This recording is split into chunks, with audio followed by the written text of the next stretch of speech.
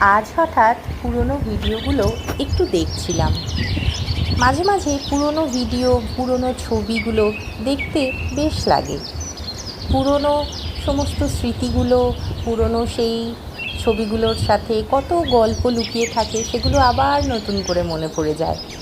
আজ পুরনো ভিডিওগুলো দেখতে দেখতে এই ভিডিওটা চোখে পড়ল। এক কুয়াশায় মোড়া শীতের সকালের ভিডিও।